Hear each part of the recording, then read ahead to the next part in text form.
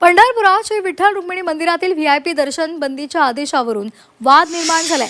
आजपासून व्हीआयपी दर्शन बंद असतानाही पाणी पुरवठा आणि स्वच्छता मंत्री गुलाबराव पाटलांनी आणि त्यांच्या काही कार्यकर्त्यांनी आणि पदाधिकाऱ्यांनी मंदिरामध्ये प्रवेश केला आणि दर्शन घेतला असा आरोप होतोय।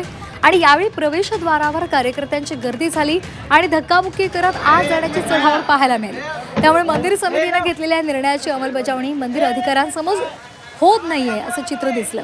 या प्रकारामुळे मंदिर प्रशासनाच्या नियमांवर प्रश्नचिन्ह उपस्थित होते।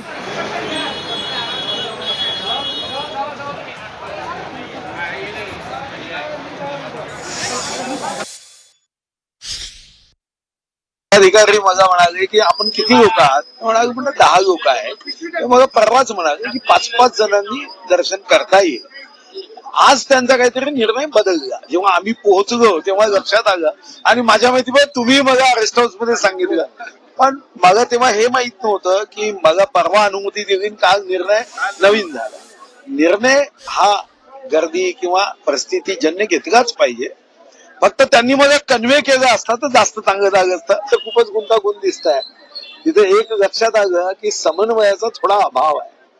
महसूल असेल, बीबीजीचे लोक आहेत तिथं, तेही एकदम टाईट राहत आहे, तर त्याच्यामुळे समन्वयाचा अभाव आहे। बाकी शेवटी होतो त्यावेळेस काय झालं मला माहित नाही, पण सुधीर भाऊ हे समजदार आहेत आणि आमच्या राज्याचे माजी अर्थमंत्री आहे। जवळपास 7 वेळेस पासले ते आमदार आहे आणि बरेच खात्याचे ते मंत्री राहिलेले आहे।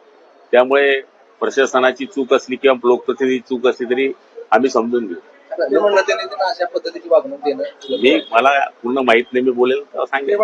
मी आल्यानंतर माझ्याबरोबर आता लोकांना सोडलं, पण त्यांच्याबरोबर काय झालं मला माहित नाही आणि असं होऊ नये अशी अपेक्षा आमची आहे। हिंदुत्व वेगळ्या प्रकारचं आहे बरं का। बहुतेक त्यांना वाटलं असेल आमच्या माऊलीनं त्यांच्या पक्षात प्रवेश केलाय।